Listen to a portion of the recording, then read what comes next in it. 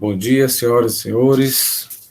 Verificado o quórum regimental estabelecido no artigo 52 do Regimento Interno do CRT Ceará e amparado pela Portaria 158, de 12 de junho de 2020, que regulamenta a realização de sessão de julgamento não presencial por meio de videoconferência, eu, Manuel Marcelo Augusto Marques Neto, presidente desta sessão de julgamento, declaro aberta a 14ª sessão ordinária virtual, realizada por videoconferência, da primeira Câmara de Julgamento do Conselho de Recursos Tributários do Estado do Ceará, Fortaleza, 15 de março de 2021.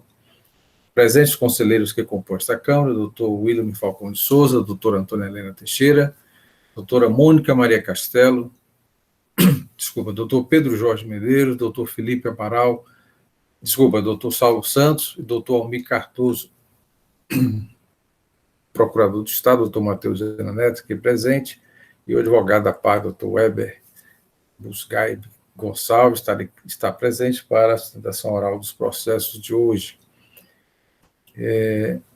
Tenho conhecimento que não há resoluções a constarem na pauta, na nossa ata, mas faremos a leitura da ata da 13ª sessão ordinária, com as observações feitas pelos senhores, porque receberam antecipadamente essa ata. Passo a palavra a Evaneide para a leitura da ata. Bom dia a todos. Ata da 13ª sessão ordinária virtual, realizada por videoconferência, da primeira Câmara de Julgamento do Conselho de Recursos Tributários do Estado do Ceará, do ano 2021.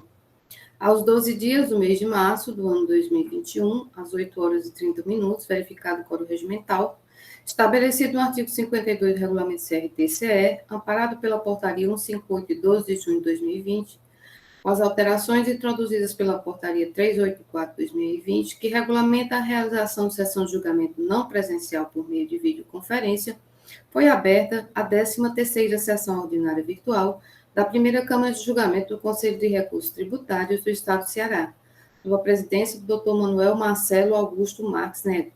Presente a sessão, os senhores conselheiros Antônia Helena Teixeira Gomes, Mônica Maria Castelo, José William Falcão de Souza, Carlos César Quadros Pierre, Felipe Silveira Gurgel do Amaral e Pedro Jorge Medeiros. Presente a sessão, o senhor procurador do Estado, Dr. Matheus Viana Neto.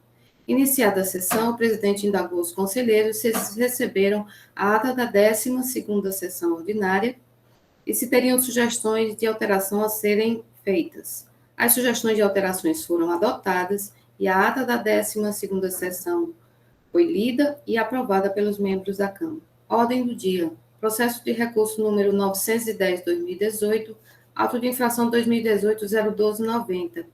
Recorrente Companhia Energética do Ceará e Célula de Julgamento em Primeira Instância. Recorrido ambos. Conselheiro relator Felipe Silveira Gurgel do Amaral. Decisão.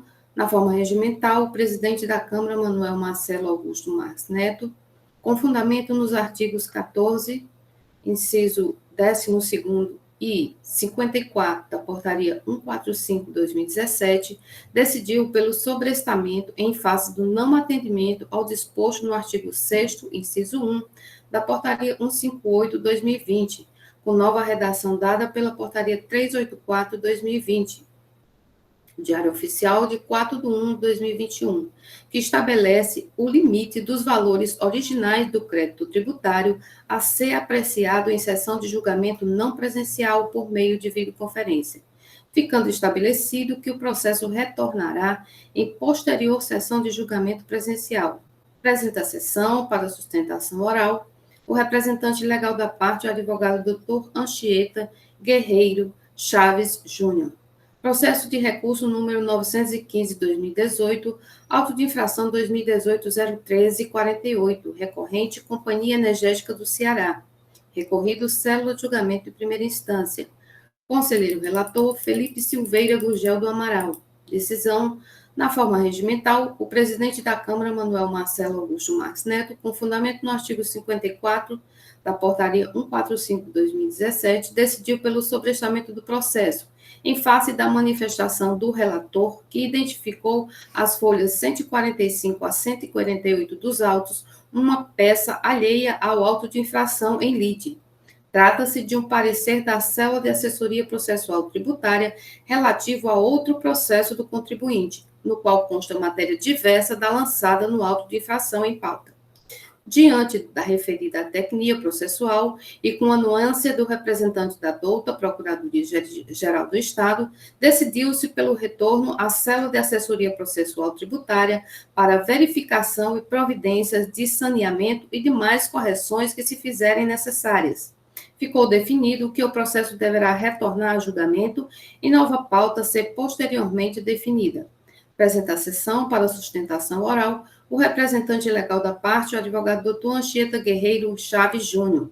Processo de recurso número 916/2018, auto de infração 2018-01281, recorrente Companhia Energética do Ceará, recorrido Célula Julgamento de primeira instância, conselheiro relator Pedro Jorge Medeiros.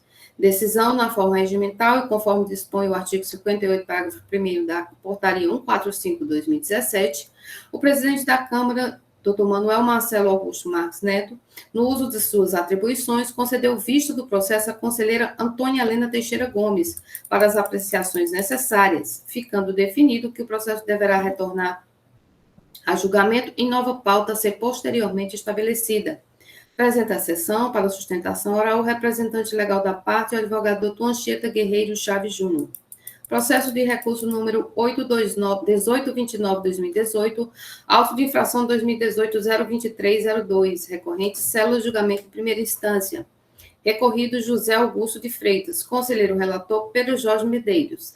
Decisão, a primeira Câmara de Julgamento do Conselho de Recursos Tributários, após conhecer do reexame necessário interposto, resolve por unanimidade de votos negar provimento ao recurso interposto e confirmar parcial procedência com fundamentos do parecer da Célula de Assessoria Processual Tributária, referendada em manifestação oral pelo representante da douta Procuradoria-Geral do Estado.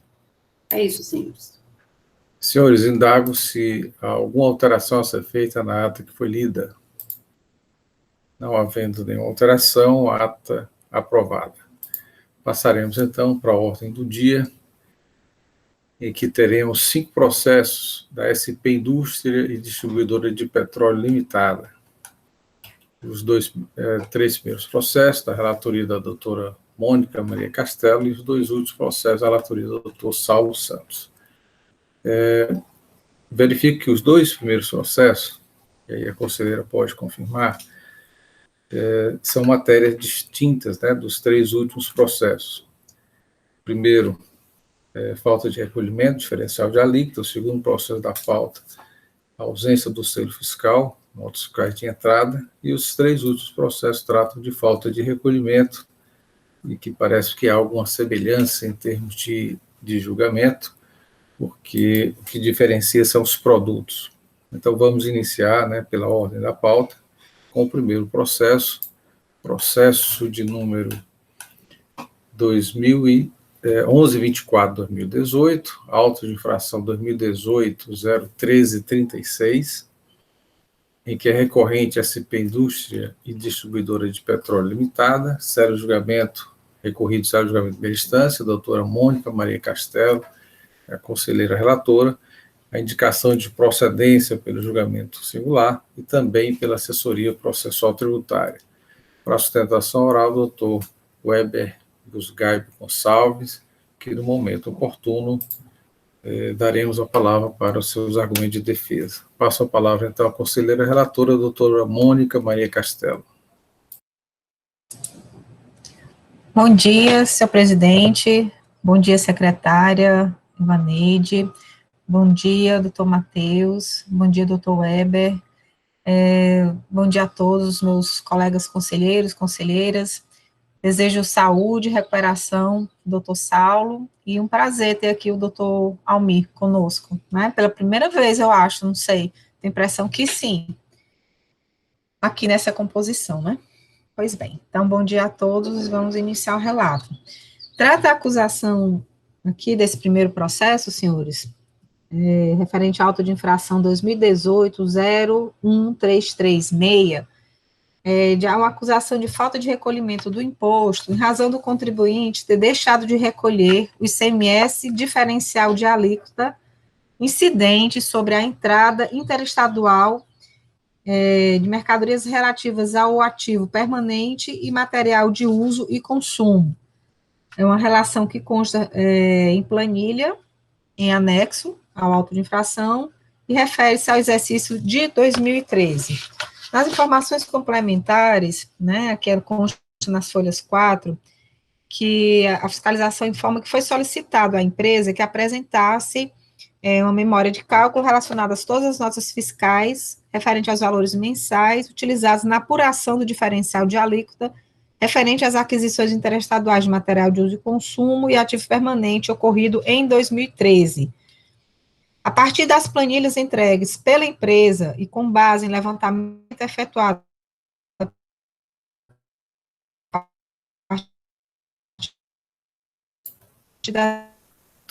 das informações. Doutora Mônica, talvez desligando a câmera, que o som está chegando não muito nítido aqui. Ok, eu vou desligar a câmera.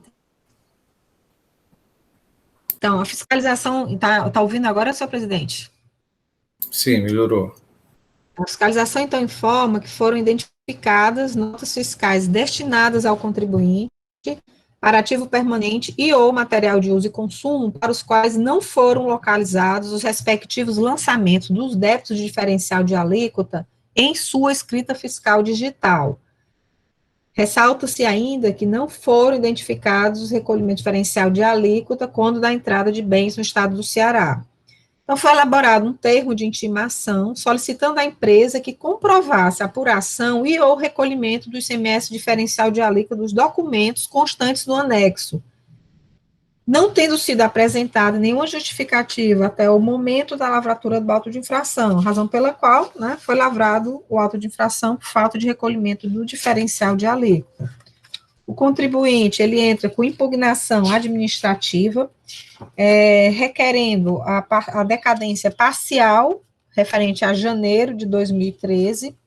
Ele requer também que a apuração do diferencial de alíquota seja na sua conta gráfica, né? Ele coloca aqui um pedido também de perícia, certo? São os 3 pedidos da sua impugnação. O processo segue para o julgamento singular, onde o julgador singular, ele afasta o pedido de decadência, com base no artigo 173, inciso 1, combinado com o 149, inciso 2, do CTN, que é quando a declaração não seja prestada por quem de direito no prazo e na forma da legislação tributária, razão pelo qual ele afasta o pedido de decadência. Afasta também o pedido de perícia, o julgador singular, por entender que as provas que constam nos autos são suficientes para seu convencimento, não trazendo nenhuma prova adicional, razão pela qual a perícia é afastada com base nos artigos 92 e 97, inciso 3º, da Lei 15.614. Novamente, o contribuinte apresenta o seu recurso, onde ele repisa a questão da decadência relacionada a janeiro de 2013, e onde ele, novamente, ele requer que o diferencial de alíquota seja cobrado na sua conta gráfica. Ele diz o seguinte, que a autoridade fiscal ou contribuinte, por não ter detectado o pagamento diferencial de alíquota do ICMS na entrada de bens de ativo e de uso, bem do ativo e do uso e consumo do Estado do Ceará. Entretanto, o diferencial de alíquota atinentes a estes bens não são recolhidos na entrada destes no Estado do Ceará, mas na apuração da conta gráfica nos termos do artigo 589. Então, ele requer que seja levado em consideração que a empresa é obrigada a utilizar a escrituração fiscal digital. Pede, portanto, a improcedência e a sustentação oral de suas razões. O processo segue, então, para o parecer, onde o parecer ele vai refutar essa questão também da decadência, com base no artigo 173, inciso 1. A parecerista diz o seguinte: cabe inicialmente analisar a questão apontada pela recorrente em sede preliminar, decadência parcial do crédito tributário, com base no artigo 150, parágrafo 4º. Ele fala que quando o contribuinte deixa de oferecer parcelas do tributo e o fisco atua no sentido de recuperá-las mediante lançamento de ofício, isto é, por meio de auto de infração, o prazo para a contagem da decadência deve ser aquele expresso no 173, inciso 1 do Código Tributário, o qual estabelece que o direito da fazenda constitui o crédito tributário extingue-se após 5 anos, contado o primeiro dia do exercício seguinte, aquele em que o lançamento poderia ter sido efetuado. Então, ela entende aqui, pelo parecer, que não cabe a decadência, entendendo que o crédito tributário se extinguiria em 31/12/2018. E ela relata também que o fisco sustenta o ilícito tributário com base em levantamento efetuado a partir das informações dos bancos de dados, notas fiscais eletrônicas, identificadas, notas fiscais destinadas ao contribuinte para o ativo permanente e ou material de uso e consumo, para os quais não foram localizados os respectivos lançamentos dos débitos do diferencial de alíquota em sua escrita fiscal digital, ressaltando ainda que não foram identificados recolhimentos do diferencial de alíquota quando da entrada desses bens no estado do Ceará. Então, aqui é importante só ressaltar esse ponto, que fica bem claro que não consta diferencial de alíquota nem nas entradas dos bens, nem na própria escrituração fiscal digital do contribuinte. Por conta disso, entende que o fato do contribuinte estar cadastrado no regime normal, de acordo com a consulta ao cadastro, fica sujeito a manter a escrituração fiscal digital, devendo lançar a débito o diferencial de alíquota, oriundo das operações com bem do ativo permanente ou de consumo, nos termos do artigo 580 9 a 594 do regulamento. Então, cabe aqui a cobrança do diferencial de alíquota em sua totalidade. Então, por conta disso, fica evidente na análise das peças que compõem o processo que a empresa cometeu ilícito apontado, devendo a conduta do autuado ser aplicada a penalidade do 123.1c da 12.670/96, com a redação da 13.418 de 2003. Então, opina aqui pela procedência do auto de infração nos termos do julgamento singular. É o que importa relatar, senhor presidente. Obrigado, doutora Mônica. Da forma regimental, passo a palavra ao doutor Matheus Gera Neto, representante da PGE, para a sua manifestação. Muito bem, senhor presidente, senhores conselheiros, advogado representante da parte, doutor Weber, seja bem-vindo. Doutora Mônica, nossa digna conselheira. Bem, se vocês escutarem umas pancadas por aí, é porque a reforma aqui é danada aqui ao lado. Mas vamos adiante. Bem, o processo em discussão não nos parece ser simples, a não ser que haja algum fato, alguma coisa que, eventualmente, nós não tenhamos conseguido identificar no processo. Porque a acusação é falta de recolhimento do diferencial de alíquota. Esse recolhimento deveria ser realizado por ocasião da entrada da mercadoria, como muito bem relatado pela doutora Mônica, e o contribuinte não fez. Ele vem às autos e diz, o recolhimento do diferencial de alíquota, eu fiz esse recolhimento e ele foi para apuração normal.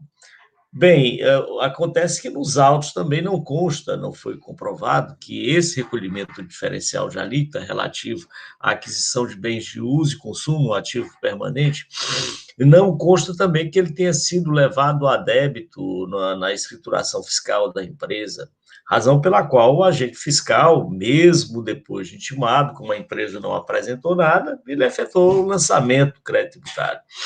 Vem a parte agora e argumenta e chega até a sugerir a perícia, no sentido de que seria importante para comprovar que tal recolhimento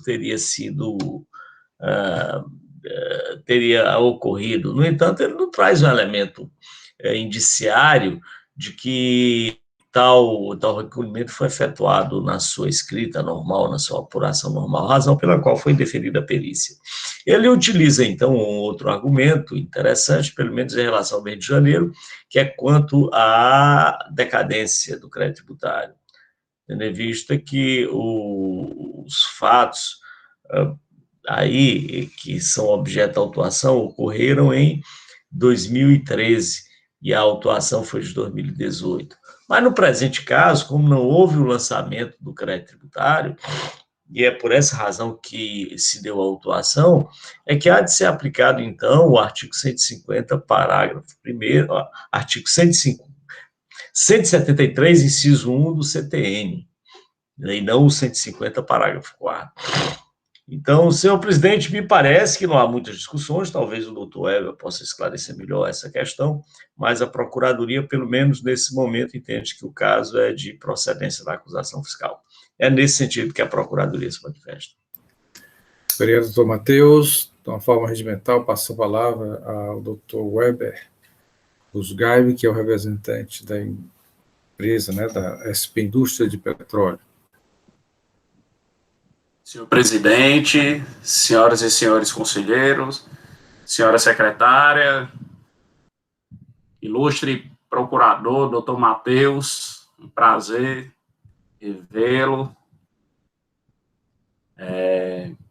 Aproveitar a ocasião para, ainda não tive a oportunidade de saudar o conselheiro Saulo, conselheiro representante da OAB, que está nessa assentada, que por muitos anos atuou como magistrado e que deve estar exercendo essa função de julgador administrativo de forma exímia.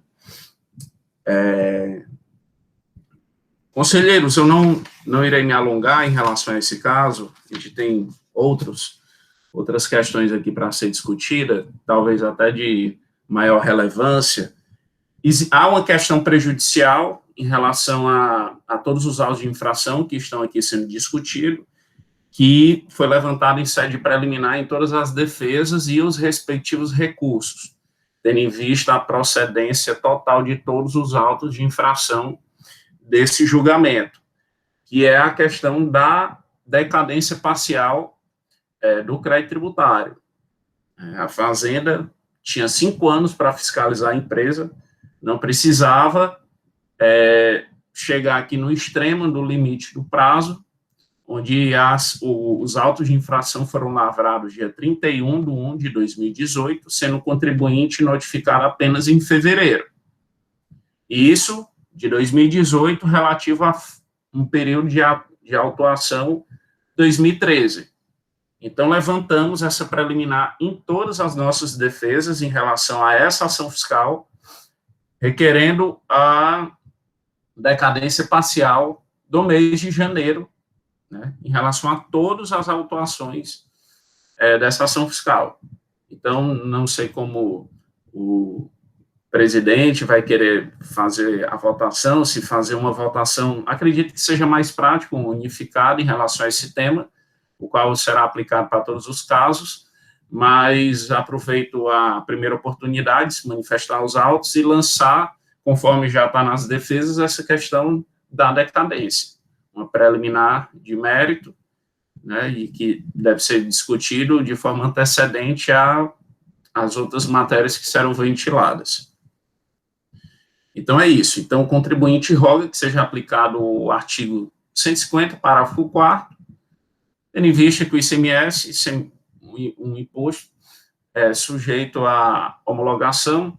Todas as informações dessa ação fiscal estão contidas na escrituração fiscal digital da empresa, estava à disposição do fisco durante todo esse período. Então, acreditamos que não se antolha cabível a aplicação do artigo 173,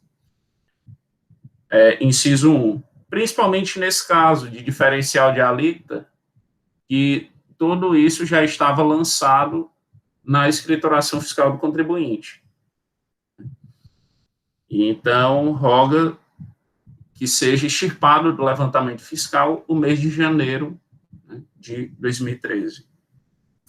Em relação ao mérito propriamente dito, isso em relação a todos os autos de infração. Ok, senhores? Acho que não vou mais debater esse ponto da decadência, até para nos poupar tempo aqui no caminhado do julgamento. Em relação ao mérito em si, desse caso do diferencial de alíquota, além da decadência, eu queria reforçar um ponto, talvez não ventilado em defesa, porém, perfeitamente cabível trazê-lo à tona nesse julgamento, de forma oral, que está sendo registrado, que seria o reenquadramento da penalidade para o artigo 123.1d, ou seja, a aplicação da penalidade de 50%. Porque, além de todas as notas estarem lançadas, estarem na contabilidade do contribuinte, então, afigura-se, no caso, um atraso de recolhimento e não uma falta de recolhimento em si. Esse contencioso, e principalmente essa Câmara, inclusive por anuência até deste procurador em outras assentadas, entende pela aplicação do atraso de recolhimento em casos como esse. Então, roga também que os ilustres conselheiros se debrucem sobre essa questão da reenquadração da penalidade, levantado por questão de ordem aqui por este representante da empresa, nessa assentada, que também seja levado em consideração no julgamento esse ponto do reenquadramento. No mais, são os pontos já pontuados pela relatora, o qual essa Câmara deve se debruçar para julgamento, razão pela qual roga-se pela procedência do recurso ordinário, nos termos levantados em recursos e aqui nessa sustentação oral. É o suficiente, senhor presidente. Obrigado, doutor Weber. Processo em discussão, doutora Helena já levantou a mão, com a palavra. Bom dia a todos, senhor presidente, senhor procurador, senhores conselheiros, doutor Weber, seja muito bem-vindo aqui mais uma vez. Bom, com relação às colocações da parte, eu queria consignar aqui que, ao nos debruçarmos aqui sobre as informações complementares, existe uma informação constante aqui na informação complementar, que ela é extremamente pontual para que a gente forme o convencimento sobre esses 3 pedidos da parte. O primeiro, a preliminar de decadência, a questão do mérito e, especialmente, também a questão levantada, arguída agora em sessão, com relação ao reenquadramento da penalidade, que é a informação constante aqui, como bem consignou o senhor procurador, doutor Matheus, que consta aqui num dos parágrafos de que essas notas fiscais destinadas ao contribuinte para ativo permanente ou material de uso e consumo para as quais não foram localizados os respectivos lançamentos dos débitos de diferencial de alíquota. Então, assim, muito embora a parte venha aqui, respeitosamente, doutor Weber, com todo respeito, insistentemente dizer que as informações foram declaradas e escrituradas, e por isso ele pede a decadência com esteio no artigo 150, parágrafo 4º, por isso ele pede a improcedência aqui, em relação ao mérito, também consignando que as informações foram declaradas, também, e por isso deveria ser levado a débito esse diferencial de alíquota, e por isso ele pede também que seja feito o reenquadramento. Em relação à decadência, eu trago aqui, como sempre coloco aqui nas nossas sessões, quando se discute a questão da decadência, o teor da súmula do 555 do STJ, que diz que quando não houver declaração do débito, o prazo decadencial quinquenal para o FIS constituir o crédito tributário conta-se exclusivamente na forma do artigo 173. Então, está claro aqui que realmente as operações, elas não foram escrituradas, esse débito realmente não foi declarado, portanto, deve ser levado em consideração para fins de contagem do prazo decadencial, o artigo 1731, a teor da súmula 55 do STJ. Também com relação ao mérito, não cai por terra esse argumento da parte de que esse diferencial de alíquota seria levado a débito. Por quê? Porque se as informações não foram escrituradas, não tem como ser levado a débito esse recolhimento do imposto. E com relação, por último, à questão, sendo bastante objetiva aqui, a questão do reenquadramento da penalidade no 123.1d, o 123.1d diz aqui que as infrações à legislação do ICMS sujeito infrator a seguintes penalidades: falta de recolhimento do todo em parte na forma e nos prazos regulamentares, quando as operações, as prestações e o imposto a recolher estiveram regularmente escriturados. Então, assim, essa questão da não escrituração, da não declaração, da não informação desse débito, ela é um ponto, assim, ela é pontual para que se decida sobre esses três quesitos que a parte vem aqui requestar, que é exatamente a decadência, o mérito e o reenquadramento da penalidade. O lançamento, a escrituração dessas informações, as informações dadas a conhecimento do FIS, a parte não trouxe aqui, nem nos autos e nem na sua defesa, nada que comprove que essas operações estavam, e muito embora ela traga isso como uma alegação, mas não há uma comprovação nem nos autos, nem em nenhuma parte de que realmente essas operações foram escrituradas. E esse é o ponto fundamental para que se decida sobre esses três quesitos, esses três questionamentos da parte. Ok? Muito obrigada. Processo de discussão, senhores. Algum conselheiro inscrito? O Willam, não conseguimos ver sua imagem.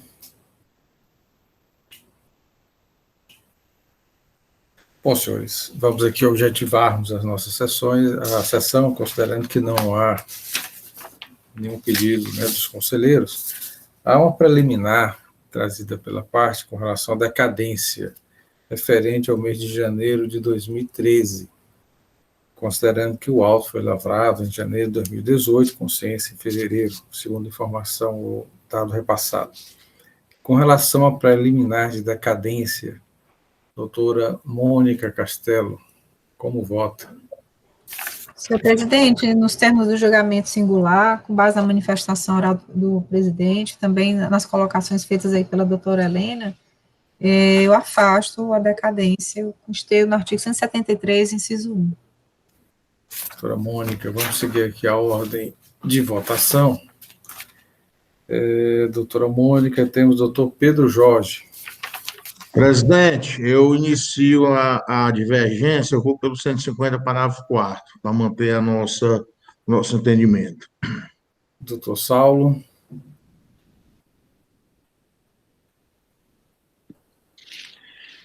Bem, senhor presidente, eu me manifesto aqui e sigo a manifestação da doutora relatora.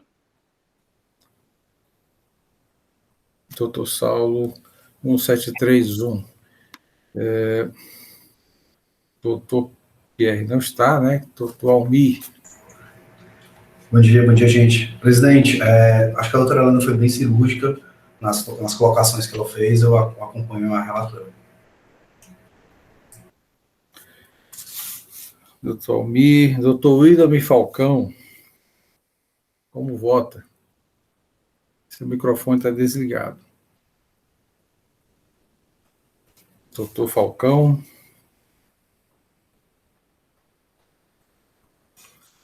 Enquanto o doutor Willam restabelece o contato, doutora Helena, como vota? Eu acompanho a relatora, senhor presidente.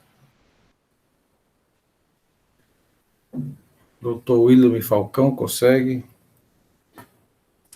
Doutor Willam, dá para escrever, doutor Willam, o seu voto? Acompanho o voto da relatora, senhor presidente. Ok, doutor Willam, obrigado. Senhores, por maioria de votos, a Câmara, para este processo, afasta a preliminar de decadência trazida pela parte e decide por manter, afastar a decadência, então a totalidade do lançamento tributário. Doutor Pedro Jorge Medeiros que se manifestou favorável à aplicação do 150 parágrafo 4º do CTM. Há também um pedido da parte de uma perícia. Doutora Mônica, alguma discussão com relação à perícia? A doutora Helena levantou a mão ainda ou da vez passada? Senhor presidente, eu não identifico o pedido de perícia no recurso. O pedido de perícia foi apenas no julgamento singular, mas se precisar votar, né, porque foi somente na instância singular que foi colocado o pedido de perícia. Não houve a renovação do pedido no recurso ordinário. Doutor Weber, há um Mantém esse pedido, renova, porque no recurso não, mas sim na defesa consta. Senhor presidente, a empresa, na oportunidade de recurso, entendeu pela a não reiteração desse pedido de perícia. Ok. Porém, eu peço que seja, se for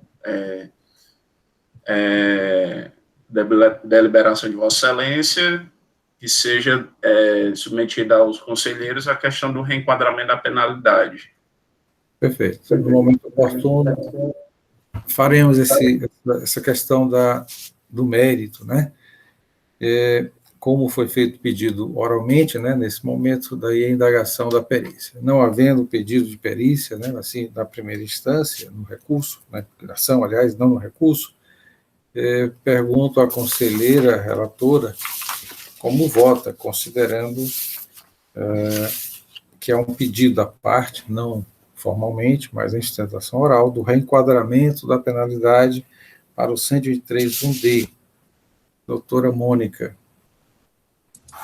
Presidente, considerando que os lançamentos dos débitos referentes ao diferencial de alíquota, né, que não foram escriturados em sua escrita fiscal digital, que essas informações foram obtidas através apenas das notas fiscais eletrônicas destinadas, né, que não constam na escrita fiscal digital do contribuinte, eu afasto a questão do reenquadramento da penalidade.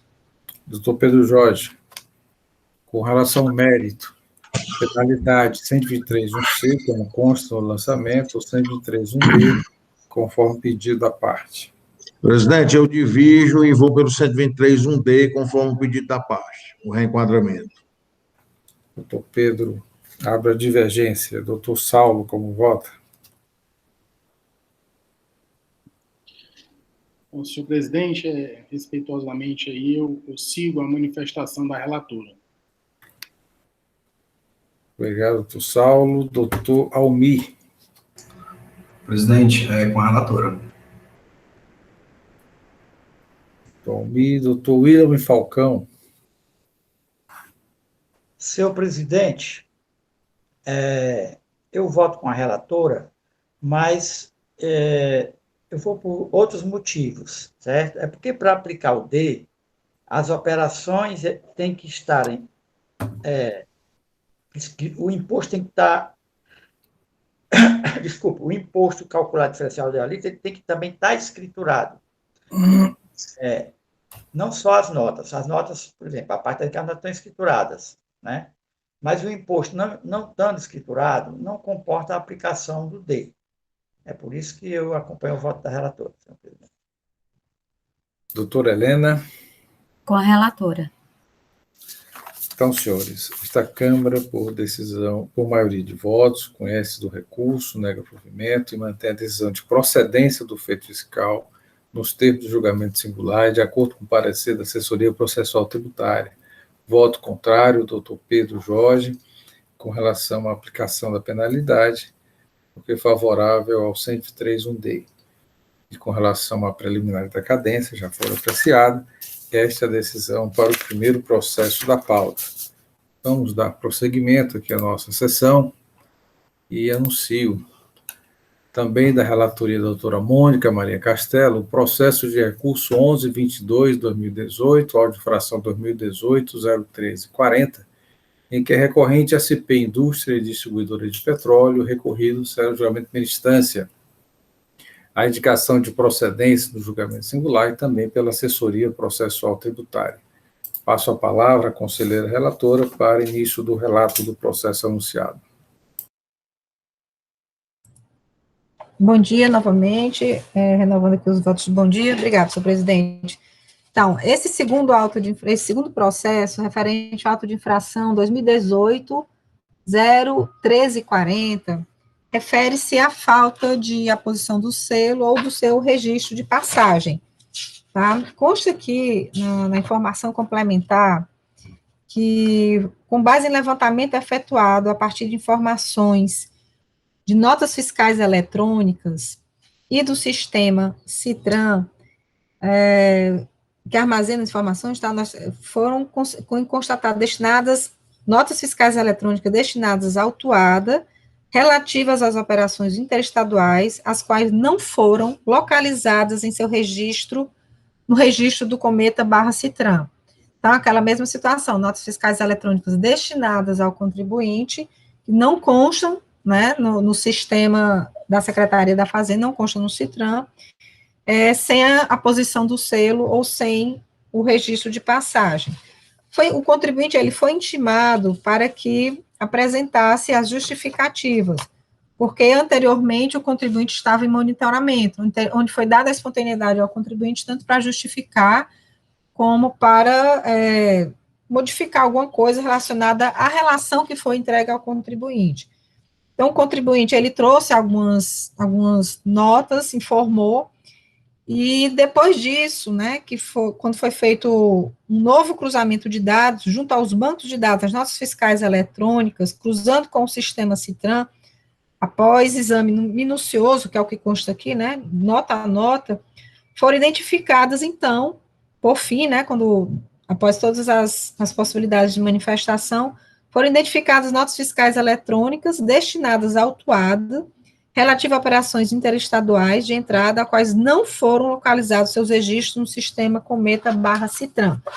Por conta disso, o contribuinte foi autuado com base no artigo 123, 3M, da 12.670, alterada pela 16.258 de 2017. O contribuinte ingressou com impugnação, e como foi dito aqui, até na defesa oral, ele repete o pedido relacionado à decadência parcial do crédito tributário, referente a janeiro de 2018. Ele entende que é um erro na aplicação da penalidade, né, devendo ser aplicada aqui a penalidade 126, parágrafo único, da Lei 12.670, e no pedido, ele faz realmente o pedido pela improcedência, pela produção de prova pericial e a sustentação oral de suas razões. O processo serve para julgamento, e o julgador singular, analisando essas questões, ele afasta o pedido da decadência, aqui com esteio no artigo 149, inciso 2º do CTN, combinado com 173, inciso 1. Ele entende que as provas nos autos são suficientes para seu convencimento e que o contribuinte não trouxe nenhuma prova adicional que pudesse desconstituir o feito fiscal. E, no mérito, sim, com relação a penalidade, ele entende que a penalidade específica ao caso é de falta de aposição do selo fiscal de trânsito, devendo permanecer a penalidade do artigo 123, 3M, julgando, portanto, procedente a acusação fiscal. O contribuinte ingressa com recurso ordinário, onde ele repisa as questões relacionadas à decadência parcial do crédito tributário, né? Novamente, a questão da penalidade, ele requer a aplicação da 126, parágrafo único, da 12.670, e pede aqui a sustentação oral e a improcedência do seu pedido. Ele não renova o pedido também de perícia, senhor presidente. O processo segue a parecer, onde essas questões relacionadas à decadência e ao erro de penalidade são afastados no parecer, também com esteio no artigo 173, inciso 1. Como o contribuinte não selou, que é uma parte aqui do parecer que eu estou lendo, como o contribuinte não selou os documentos fiscais nas operações de entrada interestadual, trata de aplicação de multa pelo descumprimento de obrigação acessória. Logo, não há que se falar em antecipação de pagamento por parte do sujeito passivo, pois não há o que homologar, aplicando-se, então, a regra da decadência prevista no inciso 1 do artigo 173 do CTN. O fisco sustenta o ilícito com base em levantamento efetuado a partir das informações do banco de dados de notas fiscais eletrônicas, onde as notas fiscais destinadas à autuada não foram localizadas no registro Cometa/Citran.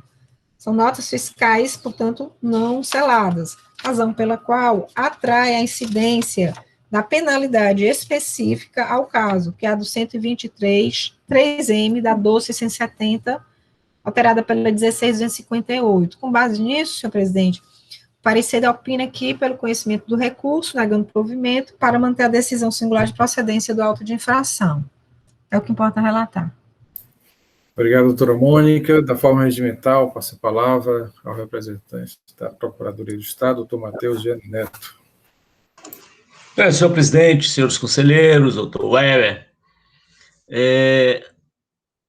a relatora apontou muito bem as principais questões suscitadas nesse processo. A questão da decadência há de ser afastada, e aí, pela razão muito simples, é porque trata-se de descumprimento de obrigação tributária acessória, e nesse caso, não há que se falar em homologação de pagamento, homologação de lançamento do imposto, razão pela qual o STJ também tem se manifestado, no sentido de que, nesse caso, descumprimento de obrigação tributária acessória, há de ser aplicado o termo inicial para fim de contagem do prazo do artigo 173, inciso 1 do CTN, quanto à decadência. E é nesse sentido que a Procuradoria se manifesta. Quanto à segunda questão suscitada pela parte, e aí sim mais interessante, e que pode demandar alguma discussão, é que ele diz, olha, os produtos que eu adquiro são produtos sujeitos à substituição tributária, e, portanto, há de ser aplicado como sanção não o artigo 123, 3M, mas sim o artigo 126. O artigo 126 diz que, no caso de mercadoria sujeita à substituição tributária, a aplicação corresponde a 10% do valor do crédito, e estando devidamente escriturado, essa sanção ela cai até para 1%. Se estiver regularmente escriturado, a operação aplica-se 1%. Bem, acontece é que, no caso de selo de trânsito, há expressamente uma sanção para isso. É diferente daquelas operações de omissão de entradas, né, ou omissão de saídas, em que é um termo genérico. Mas no caso de falta de escrituração, ou, aliás, falta de selo fiscal, ou falta de controle da entrada dessas mercadorias no nosso Estado, porque o selo fiscal é isso, corresponde a uma penalidade específica prevista na legislação. Daí porque a aplicação do artigo 126, que se fosse uma minorante, aí sim, aí nós poderíamos aplicá-la, mas não é uma minorante, é uma sanção para aquelas operações sujeitas a regime de substituição tributária. Então, a razão pela qual a Procuradoria se manifesta pelo afastamento da decadência, senhor presidente, por essas razões, e também pela aplicação da penalidade sugerida pelo agente fiscal. É isso. Obrigado, doutor Matheus. Da forma regimental, a palavra ao doutor Weber para as suas considerações. Senhor presidente, senhoras e senhores conselheiros, como já anunciado na sustentação do primeiro caso, foi levantada também a questão prejudicial parcial de decadência, a qual as razões, reitero, não vou repetir em nome da economia processual e celeridade. E em relação à falta de registro no CITRAN, propriamente dito, eu peço vênia à Procuradoria do Estado para discordar em relação ao artigo 126, certo? Esse causídico e a empresa entende que isso aqui, de fato, se trata de uma minorante. Na realidade, o 126, ele não chega nem a descrever nenhum tipo de conduta e nem ilicitude, né, uma tipificação em relação a qualquer conduta do contribuinte que possa render ensejo a aplicação das penalidades no próprio dispositivo.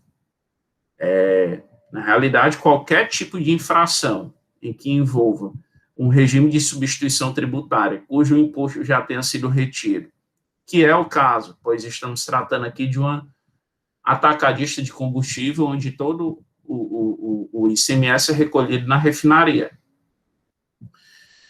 Então, nesses casos e operações onde há produtos isentos ou não tributados, há um reenquadramento. Na realidade, aqui se pede um reenquadramento, né? Mas por conta de uma minorante prevista no artigo 126, principalmente no parágrafo único, né, que se estiver em regulamento escriturado ou transmitida na FD do sujeito passivo. Então, o que se pede mais nesse recurso é que se faça uma segregação em relação pela natureza das aquisições, que seja, cada operação seja individualizada. Por quê? Porque algumas submetidas à substituição tributária, entendeu? Que deve ter um tratamento especial por conta do artigo 126. Existe uma penalidade específica para ausência de registro no CITRAN? Existe penalidade específica. A parte não está discordando disso. E ela é muito clara. Mas também é muito claro o dispositivo do artigo 126, que, para algumas operações peculiares, seja a infração que for, é necessário aplicar a minorante. E aí coloco também, em nosso recurso, jurisprudência desse contencioso, na ocasião aqui da segunda Câmara, que corrobora com o entendimento aqui exposto, e também há algumas informações dadas pela empresa, nos quais colocamos aqui no recurso, o qual peço venha para que eu possa ler e frisar para vossas excelências. A empresa nos passou a informação e colocamos no recurso. As notas fiscais 2478, 26208, 36056, 77639 são relativas a operações sujeitas à substituição tributária, cujo imposto já foi retido. Então, no caso aí, se enquadraria no artigo 126. As notas fiscais 12.713, 38.577, 5.423 não são operações tributadas, razão pela qual também vai se enquadrar na minorante, né, prevista na lei. Também faz algumas observações em relação à nota 54.123. Tudo isso está no recurso. Está aqui na parte final, acredito que na terceira folha de trás para frente. Nota 54.123, encontra-se escriturada nos livros fiscais. Nota fiscal 36.056, encontra-se também escriturada. Nota fiscal 77.639. Nota fiscal de abastecimento de caminhão em trânsito com consumidor final. Nota fiscal 2648, também encontra-se nos livros fiscais. Eu coloquei até em caixa alta, porque eu peguei exatamente as informações que foram passadas pela empresa, né, para elemento de defesa, e coloquei para que fosse também analisado por vossas senhorias. O pedido de perícia, já teve alguns casos aqui no contencioso, parecidos com o caso em tela, que houve perícia e não houve perícia. Depende muito do julgador, do presidente da Câmara. Teve casos que o próprio relator já fez todas as triagens por produto. Acredito que isso aí vai depender também da complexidade e da quantidade de notas, né? Houve casos em que foi feito já, sem a necessidade da prova pericial, essa triagem da penalidade específica, da ausência de registro, a minorante prevista no caput do 126 e a minorante prevista no parágrafo único do artigo 126. 3 realidades distintas que vai variar pela natureza das operações. Então, assim, como também teve casos dessa forma, que houve conversão do julgamento em diligência, remetendo o caso para a célula de perícia, nós colocamos no pedido a questão da prova pericial. Caso a relatora entenda, seja necessário, esse presidente também da Câmara, pelo sim, pelo não, a parte fez o pedido nesse sentido. Então, no mais, é isso, rogar pela decadência parcial do crédito tributário e que haja também essa questão do reenquadramento da penalidade, sendo segregada a natureza das operações, em questão do registro CITRAN, sendo, no caso, necessário ou não a questão da perícia, isso aí será deliberação dos conselheiros em relação ao caso. É o suficiente, senhor presidente. Obrigado, doutor Weber. Processo em discussão, senhores. Doutor Falcão levantou a mão. Com a palavra, doutor William. Lembrando, senhores, que com relação à preliminar de decadência, alguma discussão ainda sobre a matéria? Doutor Pedro, doutor, pela aplicação do parágrafo 4º, que a matéria é obrigação acessória, no seu entendimento, doutor Pedro, alguma discussão? Nesse aí, presidente, especificamente, eu vou pelo 173, inciso 1, viu? Nesse processo. Ok. Ainda alguma discussão sobre a decadência, senhores? Presidente, nenhuma, só para frisar também que existe, inclusive, uma proposta de súmula que eu participei da redação sobre a questão da decadência e multa por descumprimento de obrigação acessória, né, que não se aplicaria ao 153. Ok, obrigado, doutor Almir. Vou passar a palavra ao doutor William Falcão, que pediu a palavra. Obrigado, senhor presidente. Hoje o meu acesso aqui está todo complicado, pelo celular não está dando certo, pelo notebook, então estou pelo celular. Restringe muito, mas eu não poderia deixar de falar. Senhor presidente, no caso específico aqui, é falta de selo na nota fiscal. A penalidade para falta de selo na nota fiscal está prevista no artigo 123, né? 3M, é a multa de 20% da nota fiscal que não receber o selo fiscal de trânsito.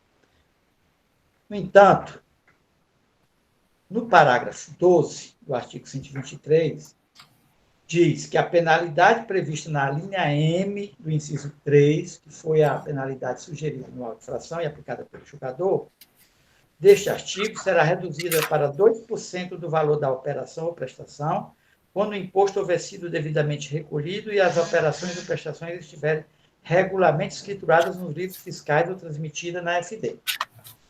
Aí, senhor presidente, eu vejo que aí é um dispositivo legal. Tem que ser observado pelo contribuinte, para evitar de ser lavrado auto-infração contra ele, incorrido na auto-infração, como também quem está aplicando, fazendo o lançamento, como quem está julgando. Tem que observar esses detalhes, não pode passar em autos. Eu vi que a parte pediu uma perícia lá no julgamento singular. Conselheira Mônica, que tiver acesso aí, porque eu estou sim também ao acesso no WebDrive, que também sai, cai, agora apareceu de novo. Mas eu não vou interromper para olhar, não. Eu já li isso. E o julgador singular, senhor presidente, lá no auto de infração, quando vai falar da perícia, ele afasta a perícia, falando, dizendo que não existe a previsão do aumento volumétrico, que não tem nada a ver neste auto de infração. Aumento volumétrico é em outra auto de infração. Ou seja, eles não apreciou a perícia citada do contribuinte para verificar que as notas estavam escrituradas, né, e, portanto, teria direito a outra penalidade. Está me ouvindo direito? Que eu estou ouvindo aqui um eco. É porque o senhor está com dois acessos, doutor William. Notebook e celular, talvez. Pelo celular está melhor, a gente consegue ouvir bem a sua voz. Aqui a imagem está congelada. Eu só estou com acesso, senhor presidente. Mas vamos lá. Então, o que é que eu estou arguindo? Que falta do selo, quem for fazer o auto de infração, quem for julgar, e a parte também, tem que atentar que tem um parágrafo 12. O parágrafo 12 não está de graça. Está dizendo que se o contribuinte, o imposto foi pago, e a nota fiscal está escriturada, alguém tem que observar isso, porque o contribuinte tem essa redução, a multa passa de 20% para 2%. Ademais, a parte está alegando o artigo 126, A doutor Matheus disse, não, mas tem penalidade específica. Tem. Mas, ao longo do tempo, no CONAT, nós estamos, inclusive, tem auto-infração, vem, a penalidade é esta aqui é a penalidade. Mas, como as operações são feitas à submissão tributária, aplica o 126. Até, às vezes, no auto vem assim. E, quando não vem, os julgadores estão fazendo dessa forma. Mas o doutor Matheus, não, é a penalidade própria. Como é que diz o 126? As infrações decorrentes de operações com mercadoria e prestações de serviço tributadas pelo regime de submissão tributária, cujo imposto já tenha sido retido, bem como as amparadas por não incidência ou contempladas com isenção incondicionada, fica sujeita a multa de 10% sobre o valor da operação. E é o parágrafo único. E a penalidade prevista no caput deste artigo será reduzida para 1% do valor das operações de prestação quando essa estiver regularmente escriturada nos livros fiscais ou transmitida na FD. Então, o que eu tenho visto ao longo desse tempo é que quando a operação é não incidência ou não tributada, qualquer que seja a infração que esteja lá nos dispositivos do 1 ao 8, estejam lá, mas a operação for submissão tributária, não incidência ou tributada, e desde que elas estejam registradas, aplica o 126. É o que eu tenho visto lá. Por isso que eu achei um pouco o ponto de vista do doutor Matheus nesse sentido. Então, eu acho que isso daqui é um caso de discussão. Se as notas estão escrituradas e o imposto dela foi pago por submissão tributária ou são isentas, lógico que é o parágrafo 12, no meu entender. Ela tem que realmente ver essa questão. Parágrafo 12. Mas, se for submissão tributária, também tem o artigo 126. E o artigo 126, se ela tiver escriturada, a penalidade ainda é mais benéfica. Porque o parágrafo 12 é 2% e o 126 é 1%, que a parte pede. Mas essa questão, eu não estou com condição agora, abriu, mas para não demandar tempo, de olhar aqui o julgamento. O julgamento, a parte pediu isso, o julgamento falou sobre aumento volumétrico. Aumento volumétrico. Também tem essa questão. Aí os conselheiros aí podem, depois nos debates, ver se verificaram alguma coisa diferente do que eu estou falando. Era isso, senhor presidente. Obrigado, doutor William. Doutora Helena e a doutora Mônica. Doutora Helena, com a palavra. Bom, senhor presidente, é só fazer uma pontuação aqui. Doutor William foi muito feliz quando trouxe realmente aqui as previsões do parágrafo 12, que diz que a penalidade prevista na linha M será reduzida para 2% quando o imposto tiver sido devidamente recolhido e as operações e prestações estiverem regularmente escrituradas nos livros fiscais. E sendo bastante justo e bastante coerente aqui com as minhas colocações, a parte trouxe aqui argumentos em relação à escrituração de alguns documentos fiscais. Então, eu tenho dúvidas de que realmente essas operações possam ter realmente sido escrituradas. Então, acho que seria realmente prudente nós encaminharmos até para a discussão, como colocada aí pelo Dr. William, sobre a aplicação do artigo 126 do parágrafo único, que exige que a gente verifique que realmente se essas operações foram realmente regularmente escrituradas ou não. Então, eu acho que seria prudente nós encaminharmos realmente esses autos para a perícia, para analisar esses documentos apresentados pela parte, os quais a parte informa que eles foram devidamente escriturados, tanto para a decisão acerca da aplicação da penalidade, como para aplicação aí do parágrafo único do artigo 126. Obrigado, doutora Helena. Doutora Mônica, com a palavra. Obrigada, senhor presidente. É mais um esclarecimento que o doutor William fez uma colocação. Aqui, no julgamento singular, que eu estou aqui, né, com o processo, eu não vejo pertinência à relação às colocações feitas pelo doutor William, porque, pelo que eu estou vendo aqui, o julgamento singular, ele nega o pedido de realização de perícia, ele não faz menção ao volume volumétrico, né? Aumento volumétrico, como foi dito aqui.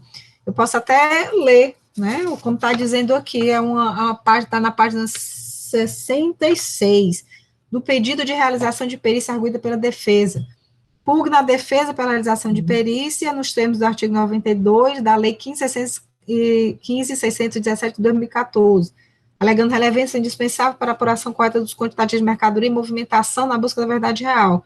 Aí ele denega por entender que os fatos imputados na inicial estão sobejamente provados nos folhos do processo, CD1, acostado às folhas 18, e não desqualificados pela defesa. Aí, com base no 92, combinado com 97, inciso 3, da 15.614, ele afasta o pedido de perícia. Então, aqui eu não vi essa parte que o doutor William dá a entender que está se referindo a outro processo, tá?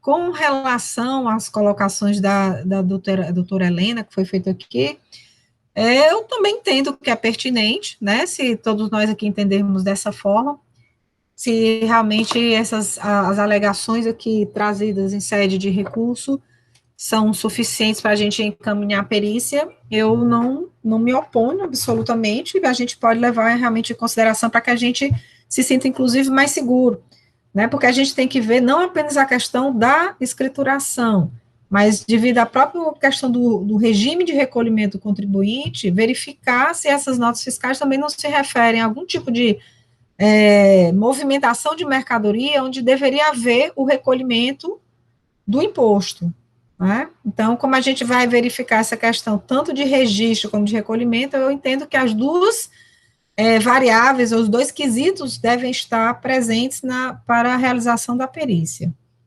É isso.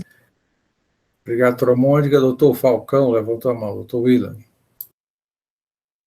Senhor presidente, eu fiz uma anotação, quando eu estava estudando o processo, aqui no verso da pauta. E eu li isso, o julgador fala sobre aumento volumétrico. A conselheira Mônica acabou de dizer que ele não trata assim, desse assunto, não, e ela leu. Mas eu consegui adentrar, porque eu podia ter olhado o processo errado, aí o processo que nós estamos julgando é o auto de infração 2018-01-340. Aí eu entrei aqui e vi do pedido de realização de perícia arguida pela defesa. Eu vou ler. Público da defesa pela realização de perícia, aí artigo 92 da lei 15.617, alegando a relevância indispensável para a apuração correta dos quantitativos de mercadorias e movimentações na busca da verdade material. Ora, o pedido de perícia só é cabível quando se tem incerteza dos fatos. Não é o caso da presente autuação. Está aprovado nos folhos, folha 18, CD1, através das planilhas, demonstrando sobejamente que não se trata de aumento volumétrico do combustível em decorrência de temperatura. Perícia é para dirimir dúvidas, não há dúvidas. Todavia, conheço o pedido de perícia, mas denego, por entender que os fatos imputados na inicial estão sobejamente provados nos folhos do processo, folha 18, CD1, e não desqualificados pela defesa, nos termos do artigo 92, combinado com o artigo 97. Aí, no que está aqui no meu processo, que é no WebDrive, eu li essa parte aqui, por isso que eu disse que ele está pedindo perícia para verificar que essas notas, né, submissão tributária, mas ele está falando aqui aumento volumétrico. Aí a doutora Mônica viu no dela aí, não tem essa parte. Aí pode ser que tenha confusão mesmo, que às vezes mistura. Mas aqui a página que eu estou olhando, ela diz processo 1122-2018, auto de infração 2018-01-340. Tem razão, doutor William, acabei de ver, tem razão. Bom, senhores, obrigado, doutor William. Mais alguma consideração a ser feita, senhores? Doutora Helena, com a palavra. Não, só para complementar aqui, doutor William, na verdade, eu não tenho dúvida em relação aos fatos relacionados ao objeto da autuação. Realmente, os documentos fiscais foi comprovado que estavam sem um selo de trânsito. O objetivo de eu ter me manifestado acerca de ser favorável ao encaminhamento da perícia é para que a gente tenha uma segurança com relação à aplicação da penalidade, né, se realmente esses documentos foram escriturados ou não, para que, ao aplicar a penalidade, a gente possa ter uma segurança se esses documentos realmente foram escriturados ou não para fins de aplicação do 123.3M ou da redução lá do 126. E também conforme pontuado aí pela doutora Mônica, com relação, inclusive, ao regime dessas operações. E se as operações realmente são sujeitas à substituição tributárias, e a análise desses documentos citados aí pela parte. Então, assim, a minha dúvida não é com relação ao objeto da autuação, quanto a existência do selo ou não nos documentos fiscais, isso aí já está bem claro para mim. A minha dúvida é com relação à questão pontuada pela parte e requestada em relação à redução da aplicação da penalidade, que exige para que seja atendido esse pedido da parte de redução, de aplicação do artigo 126, que a gente analise e tenha segurança quanto à escrituração desses documentos. Então, eu realmente tenho essa dúvida, entendeu? Por isso eu entendo que seria realmente mais prudente a gente analisar, averiguar isso. Obrigado, doutor Helena. Mais algum conselheiro, senhores? Então, senhores, considerando aqui que, até pela fala da doutora Mônica, conselheira relatora, pergunto, indago, como vota com relação à preliminar de realização de perícia, né? Considerando que o parágrafo 12 do artigo 123 pode ser aplicado 2% quando as notas fiscais estiverem regularmente escrituradas, o ICMS recolhido. Então, no sentido de verificar, né, se de fato a escrituração, se imposto recolhido, alguma operação sujeita à substituição tributária. Doutora Mônica, com a palavra. Senhor presidente, eu depois, assim, da manifestação, até por último aqui do doutor William, onde eu constatei realmente o parágrafo onde o julgador singular fala, relaciona, como se estivesse relacionando o processo a um outro processo, pelo que eu estou entendendo aqui, aí o doutor William pode até me confirmar, é como se ele entendesse aqui que a perícia, ou que o julgador singular não se manifestou corretamente acerca do pedido de perícia. Então, o que é que o doutor William sugere? Assim, um novo julgamento singular ou realmente é encaminhamento à perícia? Eu só estou em dúvida com relação a isso, porque ele levantou a questão, né? Doutora Mônica, se pensarmos em celeridade, e observando que são 7 notas fiscais, que dependendo, e parece que também o doutor Weber trouxe no seu recurso mais elementos para esclarecer essas questões. Então, entendo que seria mais prudente encaminhamento à perícia para verificar os pontos exatamente que causam dúvidas aos senhores. Doutor Matheus, quer algo se manifestar sobre... Senhor presidente, é isso mesmo. Não, aí é a perícia rápida, uma pequena diligência para verificar se as notas fiscais foram devidamente escrituradas e se o imposto nela consignado foi recolhido por substituição tributária, foi retido. É só isso mesmo, me parece que é uma diligência sem maiores dificuldades deve ser realizada. A Procuradoria se manifesta nesse sentido. Doutora Helena levantou a mão. Não, senhor presidente, só a questão de ordem. Eu acho que tem uma argumentação da parte com relação à decadência, não seria... Com relação à decadência, doutora Helena, antes de iniciarmos a discussão, perguntei se algum voto contrário, o doutor Pedro Jorge disse que nessa circunstância, por se tratar de um 731, obrigação acessória, acompanharia a relatora. Então, preliminarmente ao encaminhamento à decadência, à perícia, né, vai ser mencionado também na ata, né, que por decisão unânime foi afastada a decadência parcial. Doutor Weber, já que houve a fala do doutor Matheus, quer acrescentar algo à sua fala? Não, senhor presidente. Okay. Bem esclarecido, os pontos controvertidos estão bem cotejados aí pelos conselheiros. Então, como vota a doutora Mônica, considerando que a preliminar de decadência foi afastada por decisão unânime agora, com relação ao encaminhamento à perícia. Nos termos aqui discutidos, né, aqui em sessão e conforme manifestação oral da Procuradoria, no sentido de encaminhar o processo para uma diligência, como o doutor Matheus disse, rápida, né, que essas coisas, infelizmente, não são nunca rápidas, né, porque merecem, assim, entrar numa fila, mas é verificar se houve o recolhimento do imposto, se for devido, e a sua regular escrituração dessas notas fiscais, né. Algum voto em sentido contrário, senhoras e senhores, com relação ao curso do processo em relação de perícia?